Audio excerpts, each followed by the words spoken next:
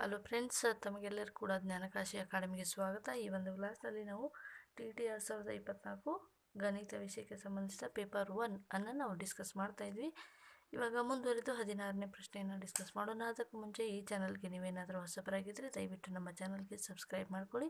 ಹಿಂದಿನ ವಿಡಿಯೋಗಳನ್ನು ಚಾನಲ್ನ ಪ್ಲೇಲಿಸ್ಟಲ್ಲಿ ಹೋಗಿ ನೀವು ಚೆಕ್ ಮಾಡಿ ನೋಡ್ಬೋದು. ಇವಾಗ 16ನೇ ಪ್ರಶ್ನೆ, ಕೊಟ್ಟಿರುವಂಥ ತ್ರಿಭುಜದಲ್ಲಿ ಸಿನ ಅಳತೆಯನ್ನು ಕೇಳ್ತಾ ಇದ್ದಾರೆ.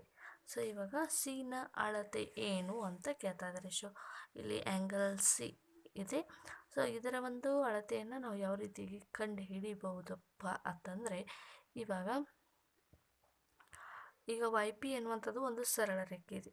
ಈ ವೈ ಪಿಯ ಮೇಲೆ ಇದು ಒಂದು ಸರಳ ರೇಖೆ ಆದರೆ ಇಲ್ಲಿ 4a + 30 + 30 ಓಕೆ 30 + a ಎರಡನ್ನು ಕೂಡಿದಾಗ ಇದೇನಾಗುತ್ತೆ, ಈ ಎರಡು ಆ್ಯಂಗಲನ್ನು ಕೂಡಿದಾಗ 180 ಡಿಗ್ರಿಗೆ ಸಮಾನವಾಗಿರುತ್ತೆ. ವೈ ಪಿ ಒಂದು ಸರಳ ರೇಖೆ ಆಗಿದ್ದರೆ ಇದರಲ್ಲಿ ಬರುವಂಥ 4a + 30 + a = 180. ಯಾಕಂದರೆ ಸರಳ ಯುಗ್ಮಗಳು ಅಂದರೆ ಎರಡು ಕೋನಗಳ ಮೊತ್ತ ಏನಾಗಿರುತ್ತೆ, 180 ಡಿಗ್ರಿಗೆ ಸಮಾನವಾಗಿರುತ್ತೆ. ಹಾಗಾಗಿ 5a + 30 = 180. ಸೊ 5a 130ಯಲ್ಲಿ 180ಯಲ್ಲಿ 30ಯನ್ನು ಮೈನಸ್ ಮಾಡಿ ಅವಾಗ ಎಷ್ಟಾಗುತ್ತೆ, 150 ಆಗುತ್ತೆ. ಸೊ ಇವಾಗ a = 150 / 50 ಅಂತಂದಾಗ a = ಏನಾಗಿರುತ್ತೆ, 30 ಡಿಗ್ರಿ ಆಗಿರುತ್ತೆ. Okay, a = 30 degree. ಈಗ ಇದು 30 ಡಿಗ್ರಿ ಆಯಿತು. ಇವಾಗ ನಿಮಗೆ ಗೊತ್ತಿರಬೇಕು, ತ್ರಿಭುಜದ ಒಳಕೋನಗಳ ಮೊತ್ತ ಏನಾಗಿರುತ್ತೆ, 180 ಡಿಗ್ರಿಗೆ ಸಮಾನವಾಗಿರುತ್ತೆ. ಹಾಗಾದರೆ ಒಂದು ಆ್ಯಂಗಲ್ 70 ಇದೆ. ಈಗ ಆ್ಯಂಗಲ್ ಎ ಏನಾಯಿತು, 30 ಡಿಗ್ರಿ. ಆ್ಯಂಗಲ್ ಎ 30 ಆದರೆ ಆ್ಯಂಗಲ್ ಎ ಇದು 70 ಆಯಿತು. 70 + 30 ಎರಡನ್ನು ಕೂಡಿದಾಗ ಏನಾಗುತ್ತೆ, 100 ಆಗುತ್ತೆ. ಹಾಗಾದರೆ ಉಳಿದು ಎಷ್ಟು ಆ್ಯಂಗಲ್ ಸಿದು, ಈ 100ಕ್ಕೆ 80ನ್ನು ಕೂಡಿಸಿದರೆ ಏನಾಗಿರುತ್ತೆ, ತ್ರಿಭುಜದ ಒಳಕೋನಗಳ ಮೊತ್ತ 180 ಡಿಗ್ರಿಗೆ ಸಮಾನವಾಗಿರುತ್ತೆ. ಹಾಗಾಗಿ ಆ್ಯಂಗಲ್ ಸಿ = ಎಷ್ಟಪ್ಪ ಅಂದರೆ 80 ಡಿಗ್ರಿಗೆ ಸಮಾನವಾಗಿದೆ. ಆಪ್ಷನ್ 4 ಇಲ್ಲಿ ಸರಿಯಾದ ಉತ್ತರ ನಮಗೆ ಸಿಗುತ್ತೆ. 17ನೇ ಪ್ರಶ್ನೆ, ಕೊಟ್ಟಿರುವಂಥ ಚಿತ್ರದಲ್ಲಿ ಎಕ್ಸ್ನ ಅಳತೆ ಎಷ್ಟು ಅಂತ ಕೇಳ್ತಾ ಇದ್ದಾರೆ. ಸೊ ಇಲ್ಲಿ ಚಿತ್ರವನ್ನು ಈ ರೀತಿಯಾಗಿ ಕೊಟ್ಟಿದ್ದಾರೆ. ABC ತ್ರಿಭುಜ ಒಂದು ಲಂಬಕೋನ ತ್ರಿಭುಜವೂ ಕೂಡ ಹೌದು, ಸಮದ್ವಿಬಾಹು ತ್ರಿಭುಜ ಕೂಡ ಹೌದು. ಹಾಗಾಗಿ ಇಲ್ಲಿ BCಗೆ ಸಮನಾಗಿ AB ಇದೆ. ಈ ಎರಡೂ ಬಾಹುಗಳು ಸಮನಾಗಿದ್ದರೆ ಈ ಆ್ಯಂಗಲ್ ಕೂಡ ಏನಾಗಿರ್ತವೆ, ಒಂದು ಸಮದ್ವಿಬಾಹು ತ್ರಿಭುಜದ ಅಭಿಮುಖ ಬಾಹುಗಳು ಸಮನಾಗಿದ್ದರೆ ಅದರ ಅಭಿಮುಖ ಕೋನಗಳು ಕೂಡ ಏನಾಗಿರ್ತವೆ, ಸಮಾನವಾಗಿರ್ತವೆ ಎನ್ನುವಂಥ ಒಂದು ಗುಣಲಕ್ಷಣ ನಮಗೆ ಗೊತ್ತಿರಬೇಕು. ಆ ಒಂದು ಕಾನ್ಸೆಪ್ಟ್ ನಮಗೆ ಗೊತ್ತಿದ್ದರೆ ನಾವು ಈಸಿಯಾಗಿ ಆನ್ಸರನ್ನು ಮಾಡ್ಬೋದು. ಹಾಗಾದರೆ ಇಲ್ಲಿ ಲಂಬಕೋನ ತ್ರಿಭುಜ ಇದೆ, ಆ್ಯಂಗಲ್ ಬಿ ಏನಿದೆ 90 ಡಿಗ್ರಿ ಇದೆ. ಇನ್ನೊಂದು ಲಕ್ಷಣ ಏನಪ್ಪ ಅಂದರೆ ತ್ರಿಭುಜದ ಒಳಕೋನಗಳ ಮೊತ್ತ 180 ಡಿಗ್ರಿಗೆ ಸಮಾನವಾಗಿರ್ತದೆ ಎನ್ನುವಂಥದ್ದು ನಮಗೆ ಗೊತ್ತಿದೆ. ಇದು 90 ಡಿಗ್ರಿ ಆದರೆ ಎರಡು ಅಭಿಮುಖ ಬಾಹುಗಳು ಸಮನಾಗಿದೆ, ಅದರ ಅಭಿಮುಖ ಕೋನಗಳು ಕೂಡ ಏನಾಗಿರ್ತವೆ, ಸಮನಾಗಿರ್ತವೆ. ಅಂದರೆ ಈ ಎರಡು ಆ್ಯಂಗಲನ್ನು ಕೂಡಿದಾಗ ಎರಡು ಆ್ಯಂಗಲ್ಗಳು ಸಮಾನವಾಗಿರ್ತವೆ. ಹಾಗಾದರೆ 90ರಲ್ಲಿ 2 ಭಾಗ ಅಂದರೆ 45 ಆಗುತ್ತೆ. ಈಗ ACD ಎನ್ನುವಂಥದ್ದು ಒಂದು ಸರಳ ಕೋನ ಆದರೆ ಇದು 45 ಡಿಗ್ರಿ ಆಯಿತು. ಈ ಎರಡೂ ಕೋನಗಳು ಏನಾಗಿರ್ತಾವಪ್ಪ ಅಂದರೆ ಸರಳ ಯುಗ್ಮಗಳು. ಈ ಸರಳ ರೇಖೆಯ ಮೇಲೆ ಉಂಟಾದಂಥ ಕೋನ ಪೂರಕ ಕೋನ ಆಗಿರುತ್ತೆ. ಹಾಗಾಗಿ ಒಂದು ಆ್ಯಂಗಲ್ 45 ಆದರೆ ಎಕ್ಸ್ ಬೆಲೆಯನ್ನು ಕೇಳಿದ್ದಾರೆ. ಹಾಗಾಗಿ 180ರಲ್ಲಿ 45ನ್ನು ಮೈನಸ್ ಮಾಡಿ ಅವಾಗ ಎಕ್ಸ್ ವ್ಯಾಲ್ಯೂ ಬರುತ್ತೆ. 180ರಲ್ಲಿ 45ನ್ನು ಮೈನಸ್ ಮಾಡಿದಾಗ 135 ಎನ್ನುವಂಥದ್ದು ಆನ್ಸರ್ ನಮಗೆ ಸಿಗತ್ತೆ. ಹಾಗಾಗಿ ಈ ರೀತಿಯಾದ ಪ್ರಶ್ನೆಗಳನ್ನು ನಾವು ಈಸಿಯಾಗಿ ಸಾಲ್ವ್ ಮಾಡಬೇಕಪ್ಪ ಅಂದರೆ ನೀವು ತ್ರಿಭುಜಕ್ಕೆ ಸಂಬಂಧಿಸಿದ ಎಲ್ಲ ಗುಣಲಕ್ಷಣಗಳು, ಚತುರ್ಭುಜಕ್ಕೆ ಸಂಬಂಧಿಸಿದ್ದು, ಸಮಾಂತರ ಚತುರ್ಭುಜಕ್ಕೆ ಸಂಬಂಧಿಸಿದ ಎಲ್ಲ ಗುಣಲಕ್ಷಣಗಳನ್ನು ತಿಳ್ಕೊಂಡಿರಬೇಕಾಗ್ತದೆ. ಸೊ ತುಂಬಾ ಇಂಪಾರ್ಟೆಂಟ್ ಆಗಿರುವಂಥ ಕಾನ್ಸೆಪ್ಟು. ಈ ರೀತಿಯಾಗಿ ನೀವು ಗಮನವಹಿಸೋದು ತುಂಬಾ ಇಂಪಾರ್ಟೆಂಟು. ಸೊ ಈ ರೀತಿಯಾದ ಚಾಪ್ಟರ್ಗಳ ನಿಮಗೆ ಸೊಲ್ಯೂಷನ್ ಬೇಕಿದ್ದರೆ ನಮ್ಮ ಚಾನಲಲ್ಲಿ 8ನೇ ತರಗತಿ, 9ನೇ ತರಗತಿ ಮತ್ತು 10ನೇ ತರಗತಿ ಎಲ್ಲ ಟೆಕ್ಸ್ಟ್ ಬುಕ್ ಸೊಲ್ಯೂಷನ್ಗಳನ್ನು ಮಾಡಿದ್ದೀವಿ. ಈಸಿಯಾಗಿ ಯಾವ ರೀತಿಯಾಗಿ ಫೈಂಡ್ ಔಟನ್ನು ಮಾಡ್ಬೋದು. ಜಾಸ್ತಿ ಪ್ರಾಕ್ಟೀಸ್ ಮಾಡಿದಷ್ಟು ನಿಮಗೆ ಈಸಿ ಆಗುವಂಥ ಸಾಧ್ಯತೆ ಇರುತ್ತೆ. ಓಕೆ, ಇವಾಗ ನೆಕ್ಸ್ಟ್ ಪ್ರಶ್ನೆಯನ್ನು ಸಾಲ್ವ್ ಮಾಡೋಣ. ನೆಕ್ಸ್ಟ್ 18ನೇ ಪ್ರಶ್ನೆ, ಸಮಾಂತರ ಚತುರ್ಭುಜದ ABCDಯಲ್ಲಿ ಆ್ಯಂಗಲ್ ಎ ಮತ್ತು ಆ್ಯಂಗಲ್ ಬಿ ಕೋನಾರ್ಥಕಗಳು ಪಿ ಬಿಂದುವಿನಲ್ಲಿ ಸಂಧಿಸ್ತಾ ಇದ್ದಾವೆ. ಹಾಗಾಗಿ ಆ್ಯಂಗಲ್ APBನ ಅಳತೆಯನ್ನು ಕೇಳಿದ್ದಾರೆ. ಸೊ ಇವಾಗ ABCD ಎನ್ನುವಂಥದ್ದು ಒಂದು ಸಮಾಂತರ ಚತುರ್ಭುಜ ಇದೆ. ಆ್ಯಂಗಲ್ ಎ ಮತ್ತು ಆ್ಯಂಗಲ್ ಬಿ ಕೋನಾರ್ಧಕಗಳು ಆ್ಯಂಗಲ್ ಪಿನಲ್ಲಿ ಸಂಧಿಸ್ತಾ ಇದ್ದಾವೆ. ಹಾಗಾದರೆ ಆ್ಯಂಗಲ್ ಎ ಪಿ ಬಿನ ಅಳತೆಯನ್ನು ಕೇಳಿದ್ದಾರೆ. ಸೊ ಇದು ಒಂದು ಸಮಾಂತರ ಚತುರ್ಭುಜ ಅಂತ ಆದರೆ ಇದರ ಒಂದು ಕರ್ಣಗಳು ಏನು ಮಾಡ್ತಾವಪ್ಪ ಅಂದರೆ ಇದನ್ನು ನಾವು ಎಕ್ಸ್ಟೆಂಡ್ ಮಾಡೋಣ. ಇದರ ಒಂದು ಕರ್ಣಗಳನ್ನು ಎಕ್ಸ್ಟೆಂಡ್ ಮಾಡಿದಾಗ ಇದರ ಒಂದು ಕರ್ಣಗಳನ್ನು ನಾವು ಈ ರೀತಿಯಾಗಿ ರಚನೆಯಲ್ಲಿ ನೋಡಿದಾಗ ಸಮಾಂತರ ಚತುರ್ಭುಜದ ಕರ್ಣಗಳು ಛೇದಿಸಿದಲ್ಲಿ ಆ ಒಂದು ಛೇದ ಬಿಂದುವಿನಲ್ಲಿ ಏನಾಗುತ್ತೆ ಅಂದರೆ ಪ್ರತಿಯೊಂದು ಲಂಬಕೋನ ಉಂಟಾಗುತ್ತದೆ. ಹಾಗಾದರೆ ಆ್ಯಂಗಲ್ ಪಿನಲ್ಲಿ ಈ ಒಂದು ಎರಡು ಕರ್ಣಗಳು ಛೇದಿಸಿರುವಂಥ ಬಿಂದುವಿನಲ್ಲಿ ಎಲ್ಲವೂ ಕೂಡ 90 ಡಿಗ್ರಿಯನ್ನು ಹೊಂದಿರ್ತವೆ. ಹಾಗಾಗಿ ಆಪ್ಷನ್ 2 ಇಲ್ಲಿ ಸರಿಯಾದ ಉತ್ತರ ಆಗಿರುತ್ತೆ. 19ನೇ ಪ್ರಶ್ನೆ, ಒಂದು ಸಮಾಂತರ ಚತುರ್ಭುಜದ ಎರಡು ಪಾರ್ಶ್ವಬಾಹುಗಳ ಅನುಪಾತವು 3:5 ಮತ್ತು ಅದರ ಸುತ್ತಳತೆಯು 80 ಸೆಂಟಿಮೀಟರ್. ಈ ಒಂದು ಸಮಾಂತರ ಚತುರ್ಭುಜದ ಎರಡು ಪಾರ್ಶ್ವಬಾಹುಗಳ ಅನುಪಾತಗಳು ಕ್ರಮವಾಗಿ ಅಂತ ಇದೆ. ಸೊ ಆಪ್ಷನ್ಗಳು ಈ ರೀತಿಯಾಗಿದ್ದಾವೆ. ಈ ಒಂದು ಪ್ರಶ್ನೆಗೆ ಪರಿಹಾರವನ್ನು ಯಾವ ರೀತಿಯಾಗಿ ಸಾಲ್ವ್ ಮಾಡೋದು ಅಂತ ನೋಡೋಣ. ಮೊದಲನೇದಾಗಿ ನಾವು ಒಂದು ಸಮಾಂತರ ಚತುರ್ಭುಜವನ್ನು ಡ್ರಾ ಮಾಡ್ಕೊಳ್ಳೋಣ. ಈ ಒಂದು ಸಮಾಂತರ ಚತುರ್ಭುಜದ ಎರಡು ಬಾಹುಗಳ ಅನುಪಾತ ಏನಾಗಿದೆ 3:5 ಅಂತ ಇದೆ.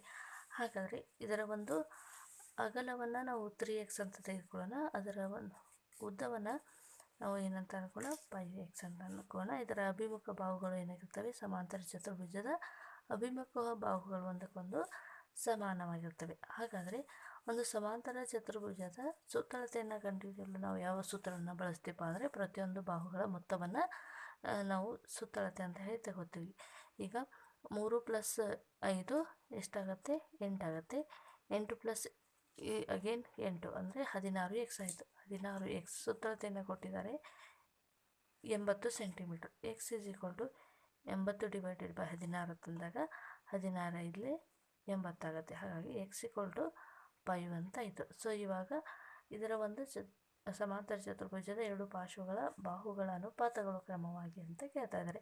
ಸೊ ಇವಾಗ ಒಂದು ಬಾಹು ಉದ್ದ ತಂದಾಗ 3x ತಂದಾಗ 3 × 5 = 15 ಸೆಂಟಿಮೀಟರ್ ಅಂತ ಆಗುತ್ತೆ. ಇನ್ನೊಂದು ಬಾಹು 5x ಅಂದಾಗ 5 × 25 ಸೆಂಟಿಮೀಟರ್ ಅಂತ ಆಗುತ್ತೆ. ಇಲ್ಲಿ ಸರಿಯಾದ ಉತ್ತರ ಯಾವುದಪ್ಪ ಅಂದರೆ ಆಪ್ಷನ್ 1 15 ಸೆಂಟಿಮೀಟರ್ ಮತ್ತು 25 ಸೆಂಟಿಮೀಟರ್ ಎನ್ನುವಂಥದ್ದು ಸರಿಯಾದ ಉತ್ತರ ನಮಗೆ ಸಿಗುತ್ತೆ.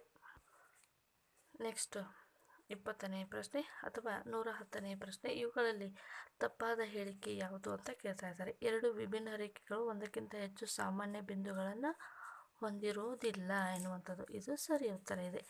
ತಪ್ಪಾದ ಹೇಳಿಕೆಯನ್ನು ಕೇಳ್ತಾ ಇದ್ದಾರೆ. ಒಂದು ರೇಖೆಯು ಅಪರಿಮಿತ ಸಂಖ್ಯೆಯ ಬಿಂದುಗಳು ತನ್ನಲ್ಲಿ ಒಳಗೊಂಡಿರುತ್ತದೆ. ಇದು ಕೂಡ ಸರಿಯಾಗಿದೆ.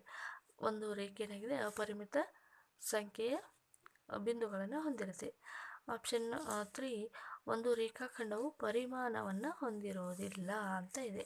ಸೊ ಇದು ಆಪ್ಷನ್ 3 ಏನಾಗಿದೆ ತಪ್ಪಾಗಿದೆ. ಒಂದು ರೇಖಾಖಂಡ ಏನಾಗಿದೆ ಪರಿಮಾಣವನ್ನು ಹೊಂದಿರುವುದಿಲ್ಲ. ಪರಿಮಾಣ ಅಂತಂದರೆ ಎಷ್ಟು ಉದ್ದ ಇದೆ ಅಂತ ನಾವು ಕನ್ಸಿಡರ್ ಮಾಡ್ತೀವಿ, ಎಷ್ಟು ಸೆಂಟಿಮೀಟರ್ ಇದೆ ಅಥವಾ ಎಷ್ಟು ಮೀಟರ್ ಇದೆ ಅಂತ ಹೇಳಿ ಒಂದು ರೇಖಾಖಂಡವನ್ನು ನಾವು ಮೆಜರ್ಮೆಂಟ್ ಮಾಡ್ತೀವಿ. ಇದಕ್ಕೆ ನಾವು ಪರಿಮಾಣ ಅಂತ ಕರಿತೀವಿ.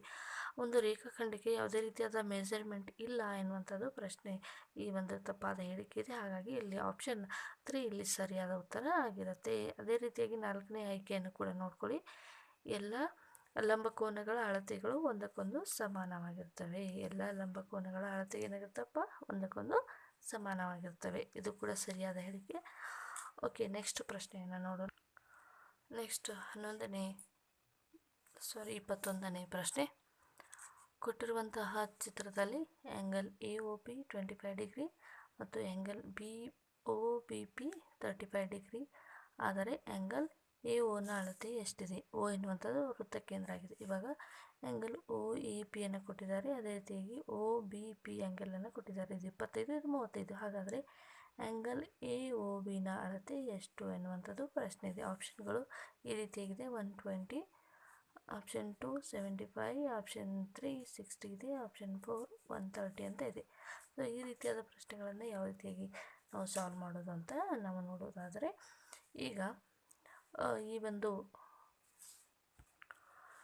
ಈಗ ಕೊಟ್ಟಿರುವಂಥ ಎರಡು ಆ್ಯಂಗಲನ್ನು ನಾವೀಗ ಕೂಡಿಸೋಣ. ಎರಡು ಆ್ಯಂಗಲನ್ನು ಕೂಡಿದಾಗ 25 + 35 ಎಷ್ಟಾಗತ್ತೆ? 25 + 35 60 ಆಗುತ್ತೆ. ಈ ಎರಡು ಕೋನಗಳನ್ನು ಕೂಡಿದಾಗ ಈ ಒಂದು ವೃತ್ತದ ಪರಿಧಿಯ ಮೇಲೆ ಉಂಟಾದಂಥ ಕೋನ ಎರಡು ಕೋನಗಳಿಗೆ ಏನಾಗಿರುತ್ತೆ, ಸಮಾನವಾಗಿರುತ್ತದೆ. ಓಕೆ, ಈಗ ಈ ಒಂದು ಇದೇನಿದೆ ಇದು ಎರಡು ವೃತ್ತದ ಪರಿಧಿಯ ಎರಡು ಬಿಂದುಗಳಿಂದ ಈಗ ನಾವು ಇಮ್ಯಾಜಿನೇಷನ್ ಆಗಿ ಒಂದು ಜಾವನ್ನು ತೆಗೆದುಕೊಳ್ಳೋಣ. ವೃತ್ತದ ಪರಿಧಿಯ ಮೇಲೆ ಉಂಟಾದ ಈ ಒಂದು ಜಾದಿಂದ ಉಂಟಾದ ಕೋನಗಳು. ನಿಮಗೆ ಒಂದು ಥಿಯರಮ್ ಇದೆ, ಇದು ಏನು ಥಿಯರಮ್ ಅಪ್ಪ ಅಂದರೆ, ಒಂದು ಜಾದಿಂದ ಇದು ಈಗ ಎ ಬಿ ಎನ್ನುವಂಥದ್ದು ಒಂದು ಜಾ ಅಂತ ನಾನು ಇಮ್ಯಾಜಿನೇಷನ್ ಮಾಡ್ಕೋಣ. ಎ ಬಿ ಜಾದಿಂದ ಪರಿಧಿಯ ಮೇಲೆ ಉಂಟಾದ ಕೋನವು ಅದೇ ಜಾದಿಂದ ಉಂಟಾದ ವೃತ್ತ ಕೇಂದ್ರದಲ್ಲಿ ಉಂಟಾದ ಜಾದ ಎರಡರಷ್ಟು ಇರ್ತದೆ ಎನ್ನುವಂಥದ್ದು. ಸೊ ಈಗ ನಾವು ಕನ್ಫ್ಯೂಷನ್ ಬೇಡ. ಆ್ಯಂಗಲ್ ಪಿ ಎನ್ನುವಂಥದ್ದು ಎಕ್ಸ್ ಆಗಿದ್ದರೆ ಆ್ಯಂಗಲ್ ಎ ಒ ಬಿ ಏನಾಗಿರುತ್ತೆ ಅಂದರೆ 2x ಆಗಿರುತ್ತೆ. ಅಂದರೆ ಈ ಒಂದೇ ಜಾದಿಂದ ಉಂಟಾದ ಈಗ ಎ ಬಿ ಎನ್ನುವಂಥದ್ದು ಒಂದೇ ಜಾ, ಇದರಿಂದ ಉಂಟಾದ ಪರಿಧಿ ಮೇಲೆ ಉಂಟಾಗಿರುವಂತಹ ಕೋನವು ಮತ್ತು ವೃತ್ತ ಕೇಂದ್ರದಲ್ಲಿ ಉಂಟಾಗಿರುವಂತಹ ಕೋನವು ಈ ಪರಿಧಿ ಮೇಲಿನ ಕೋನಕ್ಕಿಂತ ವೃತ್ತ ಕೇಂದ್ರದಲ್ಲಿ ಉಂಟಾಗಿರುವಂಥ ಕೋನ 2 ಪಟ್ಟಿರುತ್ತೆ. ಹಾಗಾಗಿ ಈ ಒಂದು ಕಾನ್ಸೆಪ್ಟ್ ಗೊತ್ತಿದ್ದರೆ ನಾವು ಈಸಿಯಾಗಿ ಸೊಲ್ಯೂಷನನ್ನು ಮಾಡ್ಬೋದು. ಇವಾಗ ನಮಗೆ ಈ ಒಂದು ಆ್ಯಂಗಲನ್ನು ಕೂಡ ಕೊಟ್ಟಿಲ್ಲ, ಇದು ಆ್ಯಂಗಲನ್ನು ಕೊಟ್ಟಿಲ್ಲ, ಬಟ್ ಇಲ್ಲಿ ಏನು ಕೊಟ್ಟಿದ್ದಾರೆ, ಬೇರೆ ಕೋನಗಳನ್ನು ಕೊಟ್ಟಿದ್ದಾರೆ. ಈ ಕೋನಗಳನ್ನು ಕೂಡಿಸಿ, ಎರಡು ಕೋನಗಳನ್ನು ಕೂಡಿಸಿ 60 ಆಗುತ್ತೆ. 60 ಅಂದರೆ ಅದು ಪರಿಧಿ ಮೇಲಿನ ಕೋನ 60 ಆಗುತ್ತೆ. ಇದರ 2 ಪಟ್ಟು ಏನಾಗಿರುತ್ತೆ, ವೃತ್ತ ಕೇಂದ್ರದಲ್ಲಿ ಉಂಟಾದಂಥ ಕೋನ ಇರುತ್ತೆ. ಹಾಗಾದರೆ ಇದರ 2 ಪಟ್ಟು ಅಂದರೆ ಎಷ್ಟು, 120 ಎನ್ನುವಂಥದ್ದು ನಮಗೆ ಇಲ್ಲಿ ಸರಿಯಾದ ಉತ್ತರ ಸಿಗುತ್ತೆ. ಸೊ ಕೆಲವೊಂದು ಥಿಯರಮ್ಸ್ಗಳಿದ್ದಾವೆ ಮತ್ತು ಪ್ರಾಬ್ಲಮ್ಸ್ಗಳು ಕೂಡ ಇದ್ದಾವೆ 10ನೇ ತರಗತಿಯ ಒಂದು ವೃತ್ತಗಳ ಚಾಪ್ಟರ್ಗೆ ಸಂಬಂಧಿಸಿದ ಹಾಗೆ. ಅವುಗಳನ್ನು ನೀವು ಜಾಸ್ತಿ ಪ್ರಾಕ್ಟೀಸ್ ಮಾಡಿದ್ದೆ ಆದಲ್ಲಿ ಈ ರೀತಿಯಾದ ಪ್ರಶ್ನೆಗಳನ್ನು ಈಸಿಯಾಗಿ ಸಾಲ್ವ್ ಮಾಡ್ಬೋದು. ನೆಕ್ಸ್ಟ್ 22ನೇ ಪ್ರಶ್ನೆ. ಒಂದು ಆಯತಘನದ ಘನಫಲದ ಉದ್ದ, ಅಗಲ ಮತ್ತು ಎತ್ತರಗಳ ಅನುಪಾತ 4:2:3 ಮತ್ತು ಅದರ ಘನಫಲ ಎಷ್ಟಿದೆ ಅಂದರೆ 1536 cm3. ಈ ಒಂದು ಆಯತಘನದ ಪೂರ್ಣ ಮೇಲ್ಮೈ ವಿಸ್ತೀರ್ಣವನ್ನು ಕಂಡುಹಿಡಿಯಿರಿ ಎನ್ನುವಂಥದ್ದು ಪ್ರಶ್ನೆ ಇದೆ. ಸೊ ಇವಾಗ ಮೊದಲನೇದಾಗಿ ಕೊಟ್ಟಿರುವಂಥ ಅನುಪಾತವನ್ನು ನೋಡೋಣ. ಉದ್ದ, ಅಗಲ, ಎತ್ತರಗಳು 4:2:3 ಅಂತ ಇದೆ. ಸೊ ಆಯತಘನದ ಘನಫಲ ತಂದಾಗ ಸೂತ್ರ ಏನಿದೆ, ಆಯತಘನದ ಘನಫಲವನ್ನು ಕಂಡುಹಿಡಿಯುವಂಥ ಸೂತ್ರ length into breadth into height.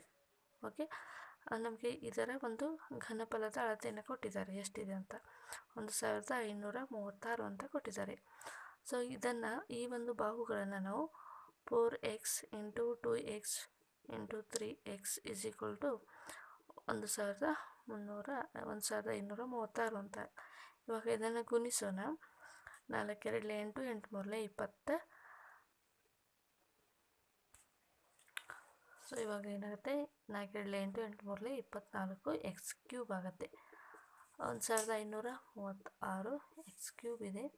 So 1536 /24 ಮಾಡಿದಾಗ ಇಲ್ಲಿ 24 2ರಿಂದ ಇದನ್ನು ಭಾಗಿಸ್ತಾ ಹೋಗಿ ಅಥವಾ 24 ಟೇಬಲ್ ಬರ್ತಿದ್ರೆ ನೀವು ನೇರವಾಗಿ ಸಾಲ್ವ್ ಮಾಡ್ಬೋದು. 64 ಬರುತ್ತೆ. ಸೊ x³ = 64 ಅಂತ ಬರುತ್ತೆ. ಸೊ 64ದ ಘನಮೂಲ ಏನಪ್ಪ ಅಂದರೆ 4ರ ಘನ ಅಂದರೆ x = 4 ಅಂತ ಆಯಿತು. ಇವಾಗ x = 4 ಅಂತ ಬಂದಾಗ ಈಗ ಉದ್ದ, ಅಗಲ, ಎತ್ತರಗಳನ್ನು ನಾವು ಕಂಡುಹಿಡ್ಕೋಬೇಕು.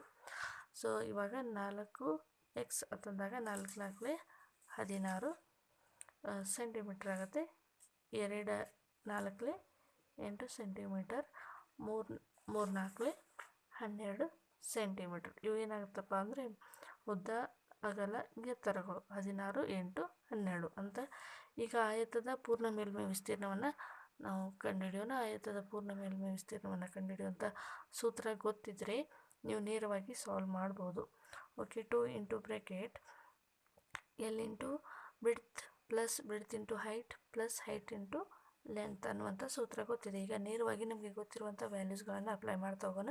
ಸೊ ಇದು ಮಲ್ಟಿಪಲ್ ಚಾಯ್ಸ್ ಕ್ವಶನ್ ಆಗಿರೋದ್ರಿಂದ ನಾವು ಫಾಸ್ಟಾಗಿ ಸೂತ್ರವನ್ನು ಬರೆಯೋ ಅವಶ್ಯಕತೆ ಇರೋದಿಲ್ಲ. ಹಾಗಾಗಿ ನಾವು ಈಸಿಯಾಗಿ ಸಾಲ್ವ್ ಮಾಡ್ಬೋದು, ಫಾಸ್ಟಾಗಿ ನಾವು ಸೂತ್ರವನ್ನು ನೆನಪಿಟ್ಕೊಂಡಿದ್ದರೆ ಮಾತ್ರ. Okay, so 2 into 16 into 4 128, 8 into 12 96, 12 into 16 192. So 2 into bracket ಎಲ್ಲವನ್ನು ಕೂಡಿಸಿ 11 8 ಪ್ಲಸ್ 6 14 ಪ್ಲಸ್ 2 16 ಆಗುತ್ತೆ. ಸೊ ನೆಕ್ಸ್ಟ್ 16 ತಂದಾಗ 3 9 11 11 ಪ್ಲಸ್ 9 21 ಆಗುತ್ತೆ. ಸೊ ಉಳಿದಿರುವಂಥದ್ದು 1 ಪ್ಲಸ್ 2 2 ಅಂದಾಗ ಎಷ್ಟಾಗುತ್ತೆ 4. ಸೊ ಈಗ ಇದನ್ನು ಕ್ಯಾಲ್ಕುಲೇಟ್ ಮಾಡಿ 416 ಇಂಟು 2 ಅಂದಾಗ 8320 cm³ ಎನ್ನುವಂಥದ್ದು. ಈ ಒಂದು ಆಯತದ ಪೂರ್ಣ ಮೇಲ್ಮೈ ವಿಸ್ತೀರ್ಣ ಎಷ್ಟಪ್ಪ ಅಂದರೆ 832 cm² ಎನ್ನುವಂಥದ್ದು ಈ ಒಂದು ಆಯತಘನದ ಪೂರ್ಣ ಮೇಲ್ಮೈ ವಿಸ್ತೀರ್ಣ. ಆನ್ಸರ್ ಸಿಗುತ್ತೆ. ಸೊ ಸೂತ್ರವನ್ನು ಬರೆಯುವಂಥ ಅವಶ್ಯಕತೆ ಇರೋದಿಲ್ಲ, ನಿಮಗೆ ತಿಳಿದಿರೋ ಹಾಗೆ ಇದನ್ನು ನೀವು ನೀಟಾಗಿ ಸಾಲ್ವ್ ಮಾಡ್ತಾ ಬನ್ನಿ, ಆನ್ಸರ್ ಬರುತ್ತೆ. ಸೊ ಈ ಒಂದು ಪ್ರಶ್ನೆಗೆ ಸರಿಯಾದ ಉತ್ತರ ಆಪ್ಷನ್ 4 832 cm² ಎನ್ನುವಂಥದ್ದು ಸರಿಯಾದ ಉತ್ತರ. ಈ ಒಂದು ಕ್ವಶನ್ ಪೇಪರ್ನ ಕೊನೆಯ ಪ್ರಶ್ನೆ ಈ ರೀತಿಯಾಗಿದೆ. ಒಂದು ಗೋಳದ ಘನಫಲವು 2088 π/cm³ ಆದರೆ ಈ ಗೋಳದ ಮೇಲ್ಮೈ ವಿಸ್ತೀರ್ಣವನ್ನು ಕಂಡುಹಿಡಿಯಿರಿ. ಸೊ ನೋಡಿ, ಮೇಲ್ಮೈ ವಿಸ್ತೀರ್ಣ ಮತ್ತು ಘನಫಲ ಯಾವುದೇ ರೀತಿಯಾದ ಸೂತ್ರಗಳನ್ನು ನೀವು ಚೆನ್ನಾಗಿ ಪ್ರಾಕ್ಟೀಸ್ ಮಾಡಬೇಕು. ನೇರವಾಗಿ ಸೂತ್ರಗಳನ್ನೇ ಕೇಳ್ಬೋದು ಅಥವಾ ಈ ರೀತಿಯಾದ ಕ್ವಶನ್ಸ್ಗಳನ್ನು ಕೂಡ ಕೇಳ್ಬೋದು. ಆದ್ದರಿಂದ ಇದು ಒಂದು ತುಂಬಾ ಇಂಪಾರ್ಟೆಂಟ್ ಆಗಿರುವಂಥ ಒಂದು ಪ್ರಶ್ನೆ ಆಗಿದೆ. ಸೊ ಗೋಳದ ಘನಫಲವನ್ನು ಕೊಟ್ಟಿದ್ದಾರೆ, ಘನಫಲವನ್ನು ಕಂಡುಹಿಡಿಯುವಂಥ ಸೂತ್ರ 4/3 πr³ ಅಂತ. ಸೊ ಇದು ಗೋಳದ ಘನಫಲವನ್ನು ಆಲ್ರೆಡಿ ಕೊಟ್ಟಿದ್ದಾರೆ ನಮಗೆ. ಸೊ ಗೋಳದ ಘನಫಲದ ಸೂತ್ರ = ಗೋಳದ ಘನಫಲ ಅಂತ ತೆಗೆದುಕೊಂಡಾಗ ಪೈ ಎರಡು ಕಡೆಗೆ ಕ್ಯಾನ್ಸಲ್ ಆಗುತ್ತೆ. ಸೊ ಇದನ್ನು ಅಗೇನ್ ಏನು ಮಾಡಿಪ್ಪ 4ರಿಂದ ಇದನ್ನು ಕ್ಯಾನ್ಸಲೇಷನ್ ಮಾಡಿದಾಗ 72 ಬರುತ್ತೆ. r³ = 72 ಇಂಟು ಇದು 3 ಈ ಕಡೆ ಬಂದಾಗ 216 ಆಗುತ್ತೆ. 216ರ ಘನಫಲ ಎಷ್ಟಪ್ಪ ಅಂದರೆ 6 ಆಗುತ್ತೆ. r = 6 ಆಗುತ್ತೆ. ಈಗ ಗೋಳದ ಮೇಲ್ಮೈ ವಿಸ್ತೀರ್ಣವನ್ನು ಕಂಡುಹಿಡಿಯುವಂಥ ಸೂತ್ರ 4πr² ಅಂತಂದಾಗ 4πr ಇಂಟು r² ಅಂದರೆ 6 ಸೆಂಟಿಮೀಟರ್, 6 ಇಂಟು 6 ಅಂದಾಗ 36 ಇಂಟು 4 π ಅಂದಾಗ 144 π/cm² ಎನ್ನುವಂಥದ್ದು ಗೋಳದ ಮೇಲ್ಮೈ ವಿಸ್ತೀರ್ಣ. ಓಕೆ ಫ್ರೆಂಡ್ಸ್, TET ಪೇಪರ್ 1 2024ರಲ್ಲಿ ನಡೆದಿರುವಂಥ ಕ್ವಶನ್ ಪೇಪರ್ನ ಸಂಪೂರ್ಣ ಪ್ರಶ್ನೆ ಪತ್ರಿಕೆಯನ್ನು ಯಾವ ರೀತಿಯಾಗಿ ನಾವು ಗಣಿತ ವಿಷಯಕ್ಕೆ ಸಂಬಂಧಿಸಿದ ಮಾತ್ರ ಅದನ್ನು ಯಾವ ರೀತಿಯಾಗಿ ನಾವು ಸಾಲ್ವ್ ಮಾಡಬೇಕು, ಏನು ನಾವು ಓದಬೇಕು ಅನ್ನೋದನ್ನು ನಾವು ತಿಳ್ಕೊಂಡ್ವಿ. ಇಷ್ಟೊತ್ತು ಈ ಒಂದು ವಿಡಿಯೋನ ನೋಡಿದ್ದಕ್ಕೆ ಥ್ಯಾಂಕ್ ಯು ಸೋ ಮಚ್. ಗಣಿತ ವಿಷಯಕ್ಕೆ ಸಂಬಂಧಿಸಿದ TET ಮತ್ತು GPS ಎಕ್ಸಾಮಿನೇಷನ್ನ ಎಲ್ಲ ಸೊಲ್ಯೂಷನ್ಗಳು ನಮ್ಮ ಚಾನಲಲ್ಲಿ ಅವೈಲೇಬಲ್ ಇದೆ. ಚಾನಲ್ನ ಪ್ಲೇಲಿಸ್ಟಲ್ಲಿ ಹೋಗಿ ನೀವು ಚೆಕ್ ಮಾಡಿ ಆ ಒಂದು ವಿಡಿಯೋಗಳನ್ನು ನೋಡ್ಬೋದು. Thank you so much.